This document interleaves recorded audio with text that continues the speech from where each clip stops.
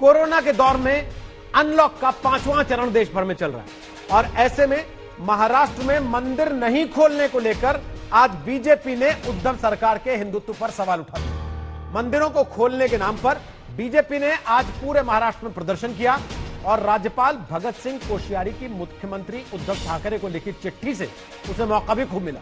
कोश्यारी ने मंदिर नहीं खोलने को लेकर उद्धव के हिंदुत्व पर ही सवाल उठा दिए।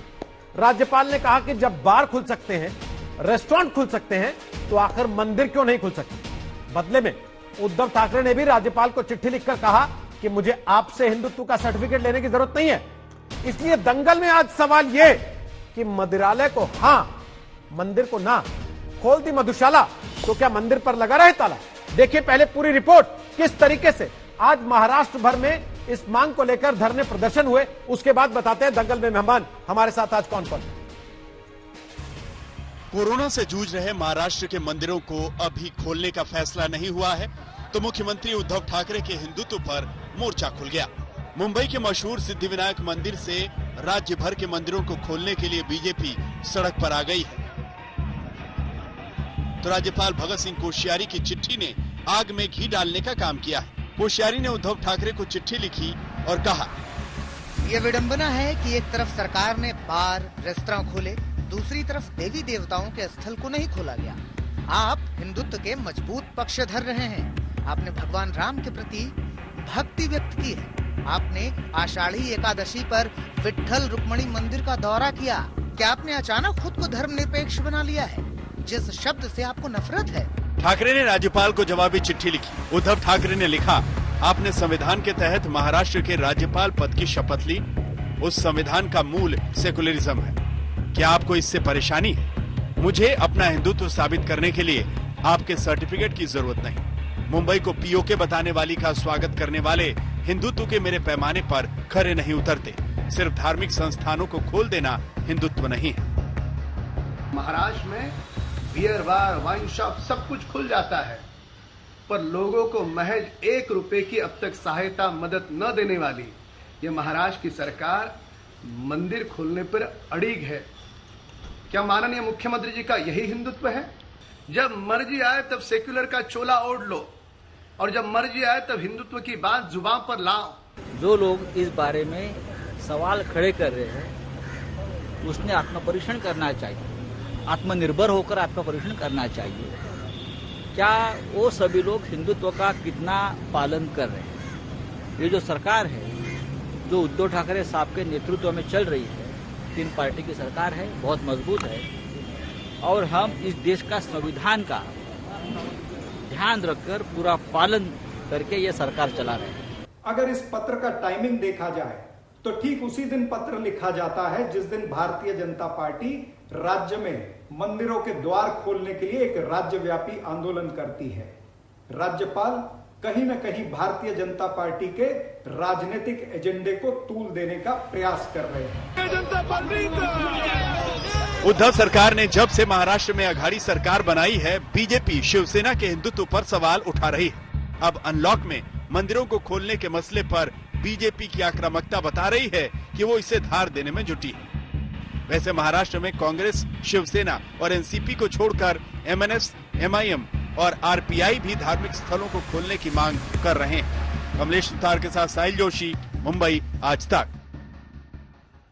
तो आपको बता दें हमारे साथ गौरव भाटिया हैं, वो बीजेपी के प्रवक्ता हैं। हमारे साथ बाबूराव माने हैं, वो शिवसेना के प्रवक्ता हैं। हमारे साथ स्वामी दीपांकर राज हैं, वो धर्मगुरु हैं। विष्णु जैन हमारे साथ हैं, वकील हैं, सुप्रीम कोर्ट में वकालत करते हैं। हमारे साथ आशुतोष हैं, राजनीतिक विश्लेषक हैं। और हमारे साथ ब्रिजमोहन जी हैं, जो कि एनसीपी यानी कि शरद पवार की पार्टी के प्रवक्ता हैं। आप सबका स्वागत है दंगल में। सबसे पहले सवाल मैं बाबूराव माने से पूछता, लेकिन अभी बाबूराव माने कनेक्ट नहीं हुए हैं। ब्रिजमोहन जी, मेरा सीधा सवाल आपसे है। हालांकि भगत सिंह कोश्यारी जी, राज्यपाल जी का सीधा निशाना उद्धव सरकार पर है, मुख्यमंत्री पर है, शिवसेना के नेता होने के नाते है कि हिंदुत्व को चैलेंज किया गया। लेकिन एक सवाल तो सरकार को बताना पड़ेगा ना सर, मंदिरालय खोल देते हैं, मंदिर नहीं खोलते। रोहित जी, मुख्यमंत्री जी ने अपने पत्र में गवर्नर साहब को जानकारी दी है और उसमें उन्होंने स्पष्ट किया है कि इस मुद्दे पे महाराष्ट्र की सरकार विचार मंथन कर रही है। देखिए, आपको इस बात को देखना होगा कि इस समय हिंदुस्तान में डिजास्टर मैनेजमेंट एक्ट के तहत सारी कार्रवाई हो रही है। गृह विभाग ने 4 जून को एक एसओपी जारी किया था जिसमें उन्होंने 26 मुद्दे दिए हैं, जिन 26 मुद्दों के आधार पर किसी भी धार्मिक स्थल को खोला जा सकता है। पूरा देश इस बात को जानता है कि सबसे ज्यादा जो कोविड के प्रकरण आए हैं वो मुंबई और महाराष्ट्र में है। एक तरफ सरकार के सामने आज लोगों की जान बचाने का मुद्दा है, लोगों को सुविधाएं देने का मुद्दा है, क्योंकि लोग इससे पीड़ित हैं। दूसरी तरफ सरकार के पास धार्मिक स्थलों को खोलने का भी एजेंडा है, लेकिन कई बार इन चीजों पे जो कार्रवाई होनी चाहिए, जितनी तेजी से काम होना चाहिए, जितनी नीचे से जानकारियां आना चाहिए, उनमें शायद हो सकता कोई विलंब हो रहा हो।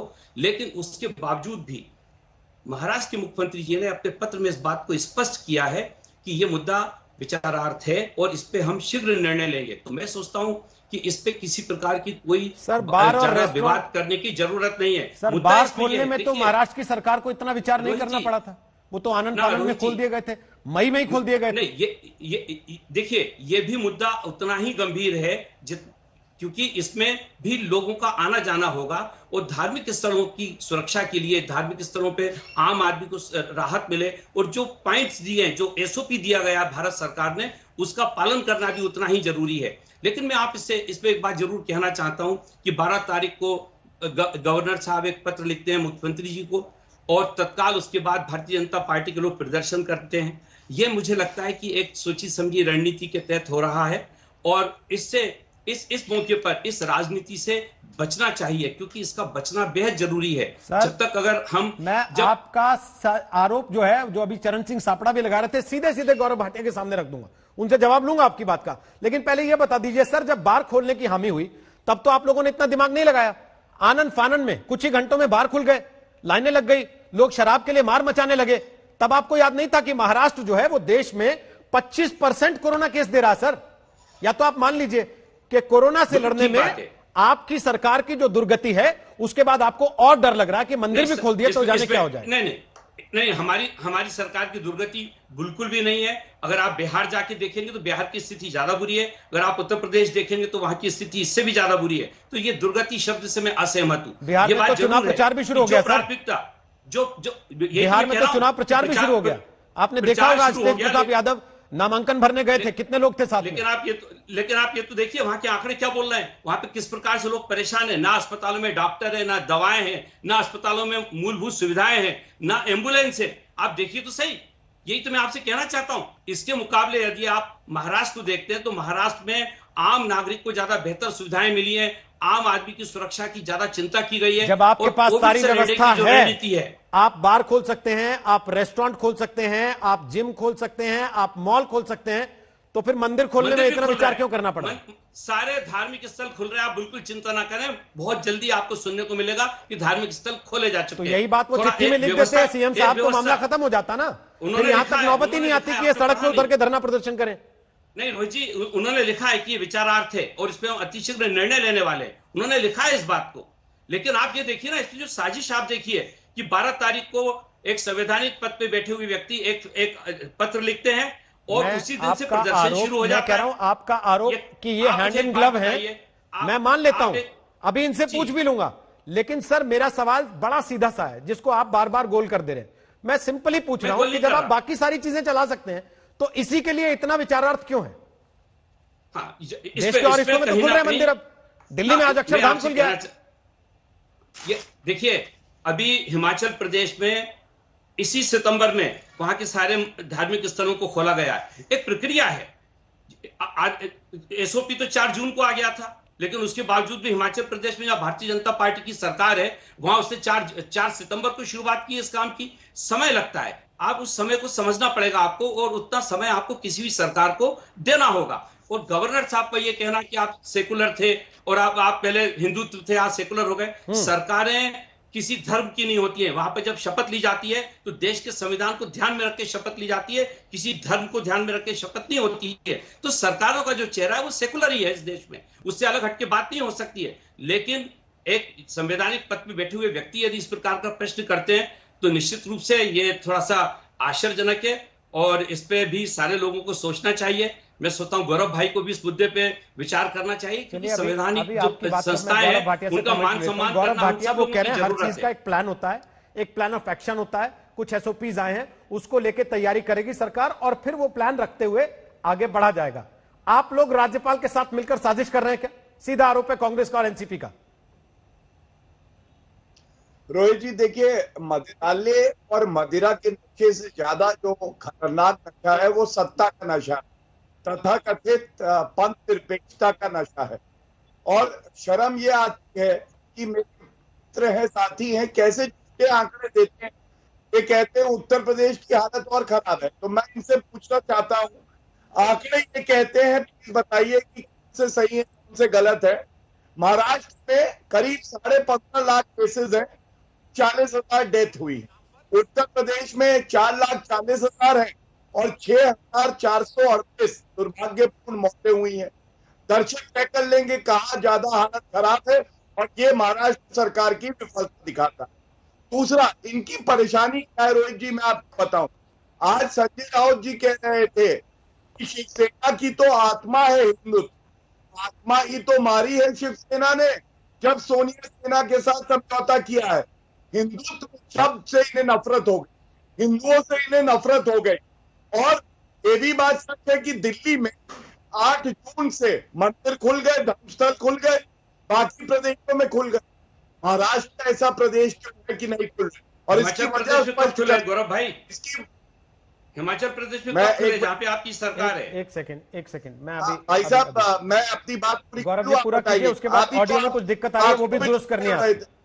आपकी आवाज ठीक से सुन भी नहीं पा रहे हैं, उसको दुरुस्त कर लेते हैं एक बार। गौरव भाटिया, कुछ तकनीकी गड़बड़ आ रही है ऐसा लगता है, आपकी आवाज कट कट के आ रही है। अपने एंड पे दिखवा लीजिए। हाँ बिल्कुल दिखवा रहे हैं सर, हमारे एंड से ही आपको फोन करके उसको दुरुस्त करना पड़ेगा। स्वामी दीपांकर, आपको लगता है कोरोना के इस दौर में जहां महाराष्ट्र में 25% से ज्यादा केस हैं, अभी थोड़ी देर पहले स्वास्थ्य मंत्रालय ने आंकड़े जारी किए, 25% से ज्यादा पूरे देश के केस महाराष्ट्र में हैं, मंदिर खोल देने चाहिए? मैं समझता हूं रोहित भाई, जिस प्रकार की परिस्थिति महाराष्ट्र में है कोविड को लेकर, एक पेंडेमिक को लेकर, मुझे लगता है कि हर कोई व्यक्ति उसे अंडरस्टैंड करेगा, क्योंकि कोरोना से बड़ा कोई समाजवादी तो है नहीं और उसने किसी को बख्शा भी नहीं। पर हां, अगर जो इस प्रकार की परिस्थिति है, जैसे कि बहुत सारे प्रश्न हैं, प्रश्न ये भी हैं कि जैसे कि तमाम अन्य चीजों का खोल देना, मदिरालय का खोल देना, बार का खोल देना, तमाम पब का खोल देना, या अन्य वो चीजें जो तमाम जहां पर सार्वजनिक लोग इकट्ठे हो जाते हैं। और मैं तो ये कहूंगा कि तमाम जगह पर रैली हो रही है, बड़े बड़े प्रदर्शन हो रहे हैं। जैसे कि उन्होंने कहा, ब्रजमोहन जी ने, मैं उनसे सहमत हूं, निसंदेह वो उस बात को देखें। अगर जो बात कोविड की है तो जहां इतना समय प्रतीक्षा किया, दिल में परमात्मा को 4 दिन और पूज लिया जाए, कोई आपत्ति नहीं होगी। पर अगर हां इससे कोई अनहोनी या कोई बड़ी घटना घटती है तो निसंदेह वो दुखद होगा। पर हां, यह भी इस बात को जरूर सोच करके इस फैसले में इसलिए विलंब ना किया जाए क्योंकि यह आस्था से जुड़ा है और आस्था से आजकल किसी को कोई लेना देना नहीं है। क्योंकि पालघर में 2 साधुओं मार दिए जाते हैं, किसी को लेना देना नहीं। करौली में साधु को फूंक दिया जाता है, किसी को लेना देना नहीं। कर्नाटक में 3 पुजारियों की हत्या कर दी जाती है, किसी को लेना देना नहीं। यहां गोंडा में एक पुजारी को मंदिर में मार दिया जाता है, किसी को लेना देना नहीं। तो इसका अर्थ यह नहीं कि 1 अरब 30 करोड़ लोगों में से 100 करोड़ लोग आस्थावान हैं और उन लोगों के भीतर भी देवता बसता है और मंदिर में भी बसता है। और यहां हिंदुत्व और सनातन की एक परंपरा है कि प्रातःकाल काम पर निकलते निकलते मंदिर जाते हैं, कुछ लोग प्रतिदिन मंदिर जाते हैं। पर बात अगर जो कोविड की है तो निसंदेह अंडरस्टैंड की जाएगी, और अगर जो नहीं तो इस पर चिंतन कर मुझे लगता है कि कम से कम श्रद्धालु और आस्थावान को उनके भीतर जो देवता है उसको मंदिर में दर्शन करने का अधिकार दिया जाना चाहिए। क्या कह रहे हैं, बीजेपी राजनीति कर रही है जानबूझकर, ये जानते समझते हुए भी? नहीं, मैं ये कह रहा हूं कि बीजेपी, मैं ये कह रहा हूं रोहित भाई कि मैं बीजेपी क्या कर रही है, बीजेपी बहुत ज्यादा, गौरव भाटिया जी अच्छा बता सकते हैं। पर मैं ये कह रहा हूं क्योंकि बीमारी अगर जो है तो जरूर सोचना चाहिए, और अगर तमाम चीजें खुल सकती हैं तो मंदिर क्यों नहीं? विष्णु जैन, मुद्दा ही सुस्त है, गवाह चुस्त है। यहां स्वामी जी कह रहे हैं कि कोरोना काल में अगर ऐसी स्थिति है तो ना खोलें, मन में पूजा कर लेंगे। लेकिन बीजेपी सड़क पर है कि हम तो यहीं घंटानाद करेंगे आज और यहीं आरती उतारेंगे अगर मंदिर का ताला नहीं खोलोगे तो। देखिए रोहित जी, आपने बहुत अच्छा सवाल पूछा और यही सवाल सुप्रीम कोर्ट के सामने भी था उड़ीसा के केस में, जगन्नाथपुरी रथ यात्रा केस में।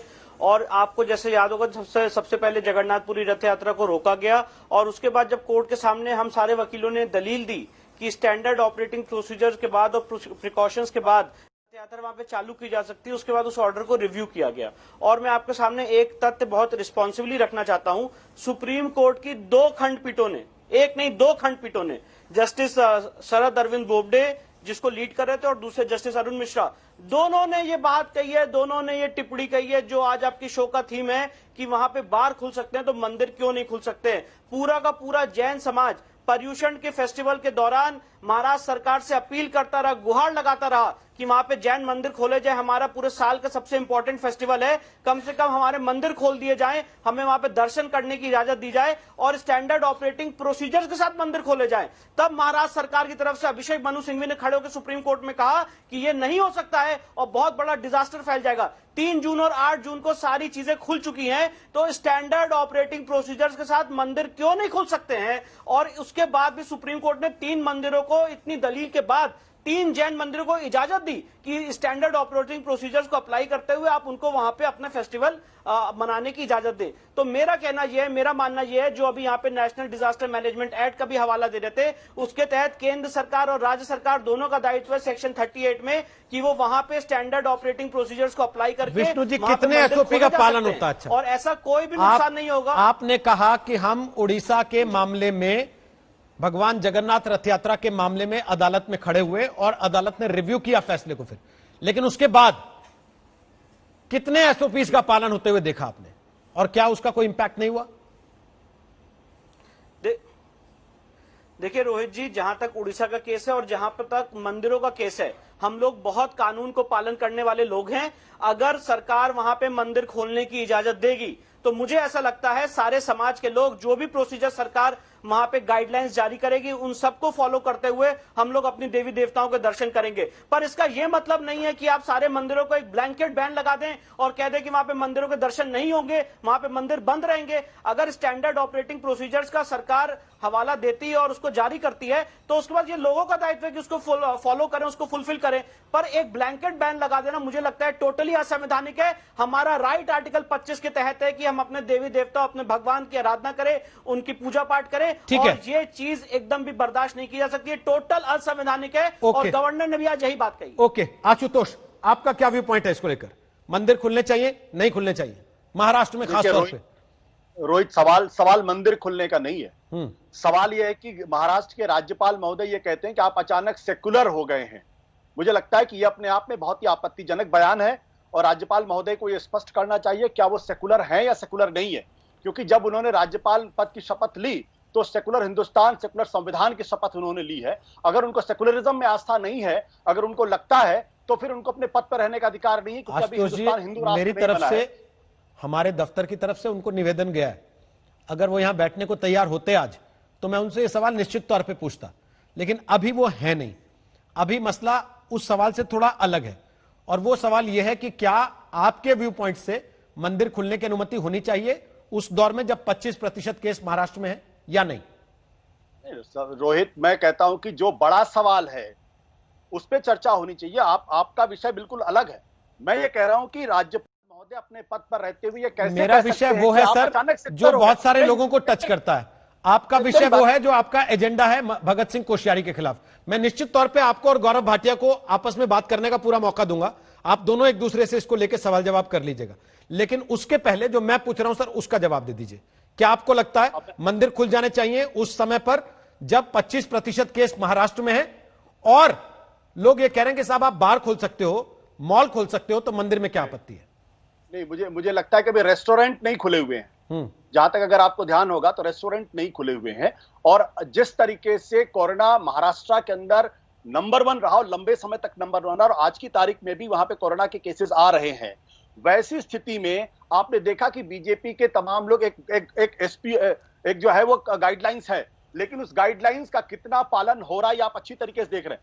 आज बिहार के अंदर चुनाव हो रहा है, वहां भी गाइडलाइंस का पालन नहीं हो रहा है, और बीजेपी के जो लोग जो सिद्धिविनायक मंदिर के सामने जाकर खड़े होकर जिन्होंने प्रदर्शन किया, वहां भी किसी गाइडलाइंस का पालन नहीं हो रहा, वहां भी किसी तरीके के सोशल डिस्टेंसिंग का पालन नहीं हो रहा। मैं ये कहता हूं कि अगर मंदिर 10 दिन बाद खुल जाएंगे, या मस्जिद 10 दिन बाद खुल जाएंगे, या चर्च 10 दिन बाद खुल जाएंगे, तो क्या भगवान और क्राइस्ट और खुदा नाराज हो जाएंगे? क्या उससे उनको तकलीफ हो जाएगी? बिल्कुल तकलीफ नहीं होगी। आज की तारीख में लोगों की जिंदगी बचाना ज्यादा जरूरी है, बशर्ते कि हमारी आपकी धार्मिक, और हिंदू धर्म तो कहता है कि हमारे भगवान, हमारे ठाकुर जी तुम्हारे घर के अंदर होते हैं, कड़कड़ में भगवान होते हैं, कड़कड़ में राम होते हैं, तो हम इसको इतना राजनीतिक मुद्दा क्यों बना रहे हैं? हम क्यों खड़े होकर कह रहे हैं मंदिर खुला? अरे भाई, सबको मालूम है कोरोना का संकट है, तो जितना कोरोना का संकट हिंदुओं के लिए है, उतना ही कोरोना का संकट मुसलमानों के लिए भी है, क्रिश्चियंस के लिए भी है, जैन के लिए भी है, बुद्धिज्म के लिए भी है। तो राज्यपाल महोदय को ये मस्जिदों के लिए भी चिट्ठी लिखनी चाहिए, चर्च के लिए भी चिट्ठी लिखनी चाहिए। मैंने कहा तो राज्यपाल के प्रति आपका जो विशेष प्रेम, लगाव या एजेंडा जो भी है, उसको आप एजेंडा आपका बिल्कुल सर आप रख लीजिएगा सर, ये तो लोगों को पता लग जाता है।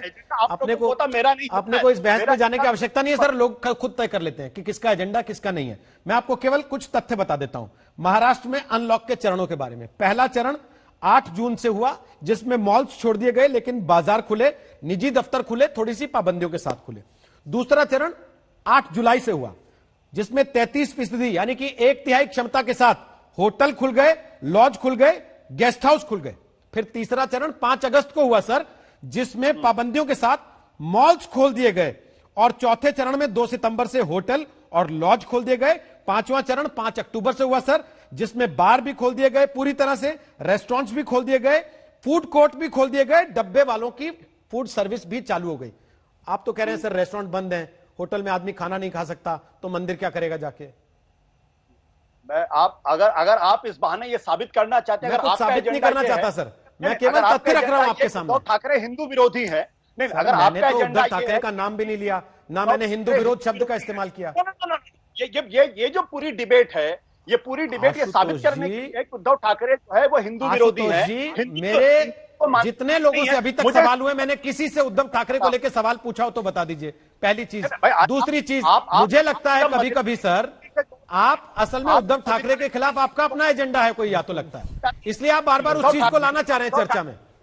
मैं तो केवल इस बात पे हूं कि भाई जब कोरोना फैला हुआ है, 25% केस आपके यहां है, क्या मंदिर खोल सकते हैं? आप उसमें उद्धव ठाकरे को ले आ रहे हैं, आप उसमें हिंदुत्व को ला रहे हैं, आप उसमें सेकुलरिज्म को ला रहे हैं। बिना उद्धव ठाकरे के ये बात कैसे हो सकती है? तो मैंने राज्यपाल महोदय, मैंने तो सरकार महोदय क्यों सर, जो सरकार का हिस्सा है पार्टी एनसीपी, उसके प्रवक्ता तक से नहीं पूछा कि उद्धव ठाकरे के हिंदुत्व पर आपको शक होता है कि नहीं, उसका टेस्ट कराने की जरूरत है कि नहीं? बिल्कुल, ये पूरी की पूरी कोशिश उद्धव ठाकरे को हिंदू विरोधी साबित करने की ये एजेंडा है, और ये एजेंडा ही अपने आप में गलत है। मैं कहता हूं कि आपको मंदिरों में बड़ी दिक्कत है, मस्जिद के बारे में भी बात करिए, आप चर्चेस के बारे में भी बात करिए। प्लीज सर, भगवान का नाम ले रहे हैं बैठ के, कम से कम झूठ बोले कौवा काटे, इसलिए सर प्लीज थोड़ा सा प्लीज। गौरव भाटिया को ला रहा हूं, मुझे लगता है बेहतर आप उन्हीं से सीधे बात कर लें। गौरव भाटिया, क्या उद्धव ठाकरे को बदनाम करने के लिए राज्यपाल ने यह चिट्ठी लिखी? 1 और 2, क्या आपको लगता है कि इस समय स्थितियां इतनी हो चुकी हैं कि अब मंदिर खोल दिए जाने चाहिए? जो आपके कार्यकर्ता आज मंदिर के बाहर बैठ के घंटा बजा रहे थे वहां सिद्धिविनायक के बाहर। देखिए, कुछ बिंदुओं पे अपनी बात रखूंगा। सबसे पहले तो रोहित जी, ये जो चिट्ठी राज्यपाल जी की बता रहे हैं, उसमें आशुतोष जी अच्छे विश्लेषक हैं, अपने तरीके से विश्लेषण करते हैं। ये चिट्ठी हाथ में सेक्युलर शब्द तो इन्वर्टेड कॉमर्स में है, मतलब तथाकथित सेक्युलर। और तथाकथित सेक्युलरिज्म क्या है मैं बताता हूँ। इनके लिए ये सेक्युलरिज्म है कि अगर मंदिर खोल दिए गए तो सोनिया सेना की सरकार गिर जाएगी, क्योंकि तथाकथित पंथ निरपेक्ष की जो ताकतें हैं वो समर्थन ही लौटा लेंगी। हिंदुओं से इन्हें डर लगता है। अगर पालगढ़ साधु मारे जाते हैं तो ये चुप्पी साध लेते हैं, ये इनका पंथ निरपेक्षता है। और अगर अभी ईद पे हमने चर्चा करी थी, यही लोग आके चिल्ला रहे थे कि ईद पे नमाज हो जाएगी तो किसका क्या चला जाएगा। लेकिन मैं एक स्टडी जरूर बताना चाहूंगा दर्शकों को कि मंदिरालय में ज्यादा रिस्क है कोविड का, ये स्टडी हुई है, और रेस्टोरेंट में ज्यादा रिस्क है। सोशल डिस्टेंसिंग रखते हुए, मास्क पहनते हुए और सैनिटाइजर यूज करते हुए, और जो गाइडलाइंस है केंद्र सरकार की, उसका अगर पालन किया जाए तो जो धार्मिक स्थल है वो ज्यादा सुरक्षित है। ये शायद आशुतोष जी को नहीं पता है। दूसरी बात, जगन्नाथपुरी जी की यात्रा की बात हुई तो सर्वोच्च न्यायालय ने भी अपने आदेश में यही बात कही कि हम ये सारी जो गाइडलाइंस है इसका पालन करते हुए ये आदेश देंगे कि उसके बाद जगन्नाथपुरी की यात्रा को अनुमति दी जाती है। तो वो महाराष्ट्र सरकार क्यों नहीं कर पा रही है? ऐसा लगता है कि ये महाराष्ट्र सरकार का एक एजेंडा है कि जो धर्म स्थल है, खासकर हिंदुओं की जो भावना है उसको आहत किया जाए, और इसीलिए आज ये शिवसेना नहीं, ये सोनिया सेना की सरकार है। गौरव जी, आप पहले बोल नहीं पाए थे, बात कट गई थी, इसलिए मैंने अब टोका टाकी की नहीं, बिना टोका टाकी के सुना। लेकिन इस बात को आप नकार नहीं सकते कि आपकी सरकार ने केंद्र से गाइडलाइंस दी, उसके बाद ही इस देश में बार या शराब की दुकानें, जिसको लेकर सबसे पहला हंगामा हुआ, वो खोलने का फैसला किया गया। और आपसे सवाल भी पूछे हमने उस दिन कि अगर आप कोरोना का इतना डर है तो शराब की दुकानों पर जो भीड़ लगी है उसकी जिम्मेदारी लेंगे फिर? अब आप कह रहे हैं कि इन्होंने खोल दिया था, मंदिर नहीं खोल रहे। नहीं, एक मिनट सुनिए ना, यही तो सेलेक्टिव बात कह रहा हूँ। गाइडलाइंस ऐसा लगता है उतनी ही पढ़ते हैं जितनी सोनिया गांधी पढ़वाती है उद्धव ठाकरे। आप बताइए उन्हीं गाइडलाइन में धार्मिक स्थलों को कैसे खोला जाए और किन कंडीशंस के साथ खोला जाए, क्या ये नहीं लिखा है? तो आपने सही बात उठाई, मदिरालय खोल सकते हैं, डांस बार खोल सकती हैं, रेस्टोरेंट खोल सकते हैं, मॉल खोल सकते हैं, लेकिन धर्मस्थल नहीं खोल सकते। क्यों नहीं खोल सकते? और ये भी कई ऐसी सरकारें हैं प्रदेशों में जो मौलानाओं को तो स्टाइपेंड भत्ता देंगी लेकिन पुजारियों को नहीं देंगी। अब सर, आज स्टाइपेंड भत्ते का मसला नहीं है ना, आज तो केवल दरवाजा खोलने का मसला है। कोरोना काल में क्या मंदिर का दरवाजा खोला जा सकता है? और दूसरा आरोप जो आशुतोष ने लगाया कि भगत सिंह कोश्यारी जानबूझकर उद्धव को हिंदुत्व विरोधी साबित करना चाहते हैं, इसलिए यह चिट्ठी लिखी गई। मैं पहले बाबूराव माणे से कमेंट ले लूं, शिवसेना के नेता कुछ देर पहले हमारे साथ कनेक्ट हुए हैं, उन्होंने गौरव भाटिया और आशुतोष की सारी बातें सुनी है। बाबूराव माणे, बोलिए, क्या राज्यपाल की चिट्ठी जानबूझकर हिंदुत्व को टारगेट करने के लिए है उद्धव ठाकरे के? एक और दो, मंदिर खोलने में दिक्कत क्या है? देखिए, आज की स्थिति में महाराष्ट्र सरकार, सम्माननीय उद्धव जी ठाकरे मुख्यमंत्री महाराष्ट्र राज्य और उनके सभी साथी बड़ी मेहनत करके रात दिन दौड़कर इस कोरोना में कंट्रोल में लाने का प्रयास कर रहे हैं और सूझबूझ के साथ काम कर रहे हैं। इसके लिए कोरोना आज कंट्रोल में आ रहा है। ऐसी अवस्था में कुछ लोगों का मंदिर मस्जिद ये राजनीति का विषय है और राजनीति का विषय रहने के कारण ये लोग सोशल डिस्टेंसिंग का 12 बजाकर, आप देख रहे हैं, आपके स्क्रीन के ऊपर देख रहा है मोर्चा, कि राजनीति की रोटी सेकने के लिए सोशल डिस्टेंसिंग का पूरा 12 बजा दिया है। ऐसी अवस्था में मोर्चा निकालना कोई जरूरी बात नहीं है। उद्धव साहब ने बड़ी सावधानी बरतते हुए बहुत सारे विषय को खुला किया है। आज ना कल मंदिर भी खुला होने वाला है, लेकिन राज्यपाल महोदय का मुझे अचरज लग रहा है। राज्यपाल महोदय इस तरह की बात करते हैं, सेकुलर धर्मनिरपेक्षता के खिलाफ में बात कर रहे हैं। मुझे उनका बहुत अचरज लग रहा है। उन्होंने तो राज्यपाल के पद से दूर होकर भारतीय जनता पार्टी का प्रवक्ता बनना बहुत जरूरी है। आज वो प्रवक्ता बनना, जैसे कुछ राज्यपाल महोदय भारतीय जनता पार्टी के प्रवक्ता है, इस तरह की बात संवैधानिक पद के ऊपर बैठने के बाद कर रहे हैं, ये बहुत गलत है। देखिए, मंदिर मस्जिद को पाबंदी आज सरकार ने जो लगाई है वो सही फैसला है। ठीक, क्योंकि मंदिर मस्जिद भगवान अल्लाह या आस्था का सब्जेक्ट है। वहां पर जब लोग जाते हैं बड़े भीड़ में तो उनको रोकना बहुत मुश्किल होता है। ठीक है, क्योंकि आस्था का विषय होता है। ठीक है सर, और लेकिन मैं आपको एक जानकारी देता हूं सर, जब तक पूरी तरह दिल्ली में आज अक्षरधाम खुल गया नहीं आ रहा है, तब तक आज दिल्ली में अक्षरधाम खुल गया सर। वहां ये सारे पालन कराए जा रहे हैं सर। वहां की केदारनाथ में कांग्रेस पार्टी के बड़े नेता रणदीप सिंह सुरजेवाला अपनी माता जी को दर्शन करा के आए हैं। जरा पूछिएगा हमसे कैसे तैयारी वहां की गई है, क्या इंतजाम कराए जा रहे हैं। देखिए, महाराष्ट्र की स्थिति अलग है और वहां की स्थिति अलग है, और इसके कारण कुछ दिन रुकना बहुत जरूरी है और ठीक है, आम जनता का जान बताना बहुत जरूरी है। ओके, स्वामी दीपांकर कुछ कहना चाहते हैं आपसे। आज जरा सुनिए, मेरा बात सुनिए। एक सेकंड, स्वामी दीपांकर आपसे कुछ कहना चाहते हैं, सुन लीजिए उनकी बात। क्या बोल रहे हैं आप? बोलिए स्वामी दीपांकर, क्या बोलना चाहते हैं? नहीं, मैं आशुतोष ये साहब ने कहना बहुत चाह रहा सही हूं बात कि रखी मैंने है। हाँ, तो आशुतोष साहब आप नहीं थे तो आपकी कमी पूरी कर रहे थे, इसलिए उस बात को दोहराइए मत। अभी पहले स्वामी जी की बात सुन लीजिए, फिर मैं आशुतोष जी से ही वो बात वापस करवा लूंगा। उनका सही बात है। हाँ हाँ सर, मैं उन्होंने कब मना कर रहा हूं सही ढंग गलत से है? बात रखी है। अरे तो मैंने कब मना किया गलत है? और कुछ दिन मंदिर नहीं खुला, मस्जिद नहीं खुला तो क्या बिगड़ने वाला है? ओके। हर आदमी के घर हृदय में भगवान है, हर आदमी के हृदय में अल्लाह है। अरे सर, तो आप शराब भी तो घर पे भिजवा रहे थे, होम तो डिलीवरी कहने करा का के। मतलब ये है- हर आदमी के घर में शराब भी तो पहुंच रही थी, फिर क्यों बार और रेस्टोरेंट खोले आपने? देखिए- मदिरालय क्यों खोले फिर आपने? अरे सुनो जरा, शराब का दुकान, मंदिर, उसकी तुलना भारतीय जनता पार्टी के लोग मत करो भाई। आप जरा उसमें का फर्क समझो। मतलब एक जगह कोरोना होता है, एक जगह नहीं उद्धव होता। साहब ठाकरे दारू की दुकान पे जाने से सूझबूझ कोरोना के नहीं साथ होता और मंदिर जाने से सावधानी कोरोना होता है। बरतकर एक एक विषय इसलिए को तुलना नहीं खुला करो। कर रहे हैं।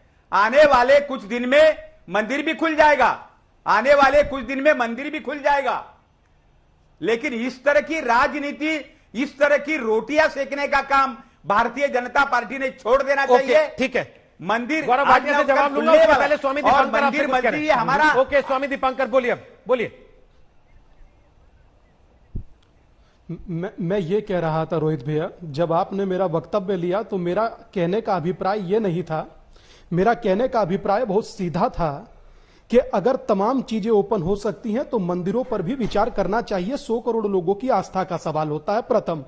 दूसरा ये कि बाकी सरकार बुद्धिमान है, स्वयं से फैसला ले, क्योंकि आस्थावान लोग भी इस देश में बहुत हैं। और दूसरा एक महत्वपूर्ण प्रश्न मैं ये उठाना चाह रहा था, जब चर्चा कर रहे थे गौरव भाटिया और चर्चा पालघर की हुई, तो मुझे आशुतोष भाई का मुस्कुराना बहुत नागवार गुजरा, क्योंकि मैं जानता हूं कि इस देश में साधु संतों को लेकर, ब्राह्मणों को लेकर, पुजारियों को लेकर वर्तमान जिस प्रकार की परिस्थिति घटित हो रही है वो अपने आप में चिंताजनक है। कम से कम नहीं आप हमारी आस्था का सम्मान, प्यार या अध्यात्म से आपका कोई लेना देना, कम से कम गंभीर विषय पर और कम से कम किसी की मृत्यु पर मुस्कुराना, और कम से कम उस निराहारी साधु की मृत्यु पर मुस्कुराना जिसकी कोई खता भी नहीं थी और उसे सजा दे दी गई, ये अपने आप में बहुत सवाल खड़े करता है। मुझे दुख हुआ है, इसीलिए मैं इस बात को व्यक्त कर रहा हूं। और जिस प्रकार से वर्तमान साधु संतों पर हमले हो रहे हैं, दिन प्रतिदिन हो रहे हैं, एक एक दिन में 2-2 सन्यासी मारे जा रहे हैं, प्रतिदिन मर रहे हैं, जिंदा जला दिया जाता है एक ही जन्म में एक बार, 2-2 बार एक व्यक्ति को। मैं इससे आहत हूं और मैं कम से कम चाहता हूं कि विषय की गंभीरता को देखते हुए ही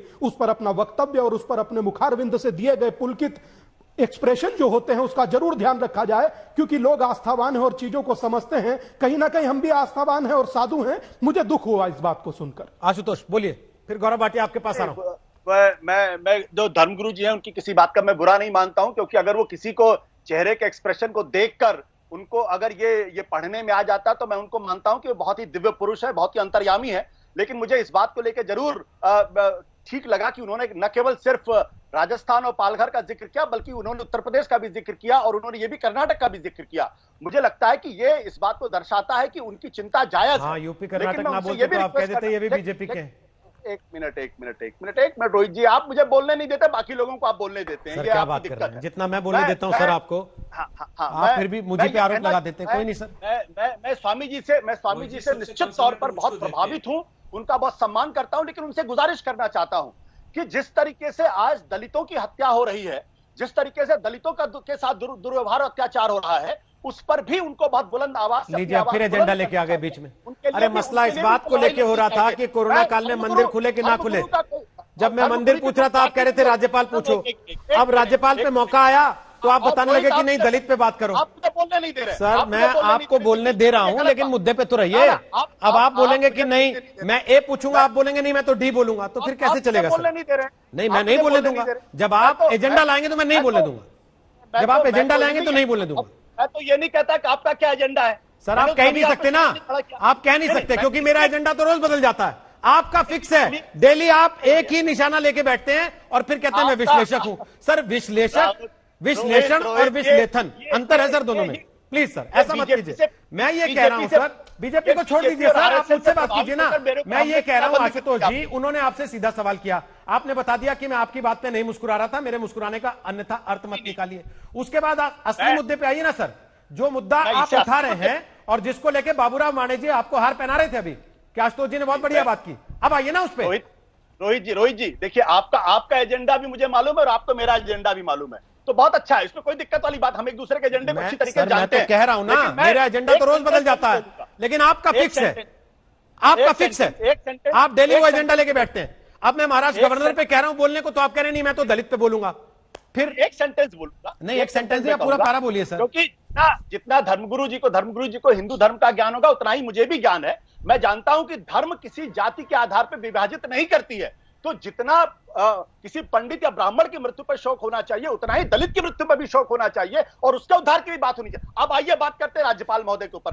राज्यपाल महोदय को मैं स्पष्ट तौर पे कहना चाहता हूं, हिंदुस्तान के संविधान में आशुतोष भैया, मैं भी आपका बहुत सम्मान करता हूं, मतलब ये है, क्योंकि उनके कहने का मतलब ये है कि आप अचानक सेक्युलर हो गए। हिंदुस्तान का जो बेसिक फ्रेमवर्क ऑफ कॉन्स्टिट्यूशन है, वो सेकुलरिज्म उससे फंडामेंटल है। आप सेकुलरिज्म से खिलवाड़ नहीं कर सकते। अगर आपको सेकुलरिज्म में आस्था नहीं है, तो भगत सिंह कोश्यारी को अपने पद से इस्तीफा दे देना चाहिए और साफ तौर पर कहना चाहिए कि मैं इस संविधान को नहीं मानता हूं। आप उस संविधान साहब जब राज्यपाल भी बने रहना चाहते हैं और सेकुलर भी नहीं रहना चाहते, तो ये उधारी तलवार नहीं चलेगी। आशुतोष जी, आपकी बात निसंदेह है, आपने जो कहा, स्वामी जी थोड़ा देखिए, थोड़ा रुक रहा हूं, वो चाहते हैं स्वामी जी, वो तो चाहते हैं कि डिबेट अभी दलित पे चली जाए, कह रहा हूं, और इस बात पे चली जाए कि भाई आप दलित की बात पे बोलते हैं या नहीं बोलते हैं, उसके लिए आए दिन डिबेट होती है। आशुतोष, हाथरस पे 15 दिन से डिबेट हो रही थी और आप बैठ के बोल रहे थे यहां पर। अब जरा गौरव भाटिया, क्या उद्धव ठाकरे के हिंदुत्व को निशाना बनाने के लिए राज्यपाल के साथ आप लोगों ने प्लान करके आज का दिन ये तय किया था? राज्यपाल साहब चिट्ठी लिखेंगे और हम लोग घंटानाद करेंगे मंदिर के बाहर। देखिए, घंटा नाच कौन कर रहा है रोहित जी, मैं आपको बताता हूँ। सोनिया सेना के प्रवक्ता ने ये माना कि महाराष्ट्र की सरकार निठल्ली और निकम्मी है, क्योंकि महाराष्ट्र की स्थिति अलग है। 16 लाख मामले, 40,000 दुर्भाग्यपूर्ण मौत। तो कम से कम ये तो दर्शकों ने देखा कि महाराष्ट्र की सरकार कैसे विफल हुई है कोविड को रोकने में। दूसरी बात, आशुतोष जी हर वक्त कहते हैं सेक्युलरिज्म, ऐसा सेक्युलरिज्म जिसमें साधुओं की चीख आपको सुनाई नहीं देती, उसकी बत्ती बना के कान साफ करिएगा। अगली बार साधुओं की चीख जो है आपको सुनाई देगी, चाहे पालगढ़ में हो चाहे राजस्थान में। तीसरी बात, आदमी को राज्यपाल का पत्र पढ़िए। अब इनको चुप कराइए, दर्द हो गया, डिबेट में क्यों लेकर आते हैं? फिर आप फिर लेके आ गए। ये प्रवक्ता ही है सोनिया सेना और सोनिया गांधी के। कांग्रेस ऐसे गाय हुई गधे के सर पे थी और गधा प्रवक्ता है, जिसको बात करने की तमीज होनी चाहिए। अरे आप कांग्रेस के प्रवक्ता है, आप मेरी बात रखने दीजिए। आपको दर्द क्या होता है? आप दूसरी पार्टी ज्वाइन कर नहीं पाएंगे क्योंकि कोई आपको लेगा नहीं, और दूसरों की बात सुनने में आपको दर्द होता है। मैं फिर दोहरा दूं, का मतलब ये है कि बकरीद में मस्जिद खुले, आप लोग आके बोलते थे चैनल पे। इनको चुप कराइए आप रोहित जी, वरना इनको फिर से कराना थप्पड़ पड़ेगा काशीराम वाला, समझ लीजिए। मैं फिर बोल रहा हूँ, ये अच्छी आदत नहीं है, आप तो पार्टी आदत नहीं है। घर जा रहे थे पार्टी बदलने के लिए, आप भूल गए नहीं होती है, लाल तक नहीं दिखते आपके। आप किसी को क्या चाहते, ये पत्रकार है, पार्टी बदल रहे थे, आप भूल गए वाले पित्ती है, घर गए विश्लेषक नहीं हो सकते और चुप कराएंगे मिलने के लिए गए। रोहित जी मेरे 2-3 बातें और मैं कहूंगा। पार्टी बदलने के लिए आप किससे मिलने के लिए गए? इन्होंने राज्यपाल की चिट्ठी पढ़ी होती, रोहित जी प्लीज इनको चुप कराइए। राज्यपाल की चिट्ठी में 2-3 बहुत महत्वपूर्ण प्रश्न है। उन्होंने कहा कि उद्धव ठाकरे ने कहा था 1 जून से महाराष्ट्र खुलेगा, अब 4.5 महीने हो गए, क्यों नहीं खुला? दूसरा, उन्होंने कहा धार्मिक स्थल दिल्ली में 8 जून से खुल चुके हैं, महाराष्ट्र में क्यों नहीं खुल पा रहे हैं?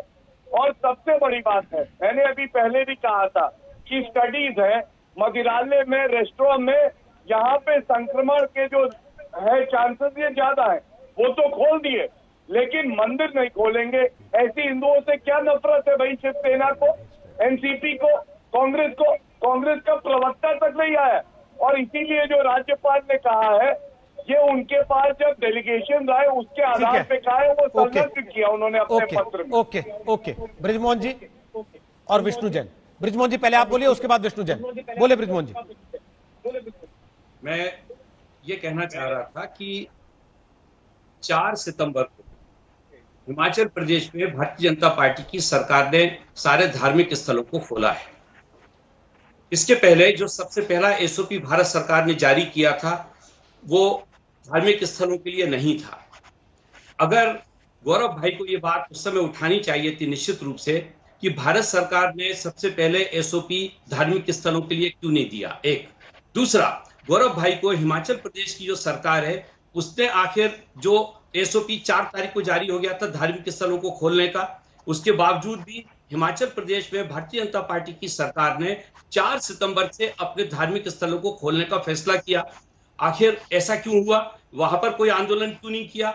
वहां कोई मुद्दा क्यों नहीं उठाया? ये सारी बातें इस बात को बताती हैं कि भारतीय जनता पार्टी का जो महाराष्ट्र का नेतृत्व है वो पूरी तौर से एक अजीब सी स्थिति में है। उसकी समझ में नहीं आ रहा कि बहुमत, वो चाहते थे कि किसी ढंग से हमको बहुमत मिल जाए, किसी ढंग से ये जो एक मजबूत सरकार है जो वहां पे पूरी जनता की आकांक्षाओं के अनुरूप काम कर रही है पिछले 1 साल से, किसी प्रकार से इसके अंदर कोई तालमेल बिगड़ जाए। ये सारी चीजें जब नहीं हो पा रही है, इससे व्यथित होकर अभी इसके पीछे 3 महीने तक इन्होंने सुशांत सिंह जी के मुद्दे को उठाया। इनको जब याद आया सुशांत सिंह जी के बारे में, जब उनकी मृत्यु हो गई, इसके पहले भारतीय जनता पार्टी के किसी नेता को ये नहीं लगा था, सर किसी को नेता को नहीं लगा। आपने कहा कि राजनीतिक तौर पर मुद्दा बनाया जा रहा है, इसका लाभ लेने के लिए धार्मिक भावनाओं को भड़का के नहीं, मैं आपसे बात कह रहा हूँ क्योंकि देखिए इन्होंने भी पालघर की बात की। अब फिर सुशांत पे जाएंगे तो फिर बुलडोजर भी आ जाएगा कंगना का। कंगना आज कह रही है कि गुंडा सरकार है, तो मुद्दा सर तो मैं कह रहा हूं फिर भटक जाएगा। इसलिए कह रहा हूं मैं, ऐसे शब्दों का उपयोग इस पे हम क्या बोले, नहीं, क्या बोले? मैं इसीलिए देखिए, अब मैं इसलिए आपके पास विष्णु जैन को ला रहा हूं, मैं विष्णु जैन को ला रहा हूं जो खुद इस मामले में, इस तरीके के मामलों में अदालत में केस लड़ते रहे। रोहित जी सिर्फ 20 सेकंड दे दीजिए। बोलिए बोलिए। बात करते हैं पालघर में 850 लोगों का इंट्रोगेशन हुआ था, 128 लोगों को गिरफ्तार किया गया है, जिसमें 11 लोग नाबालिग हैं।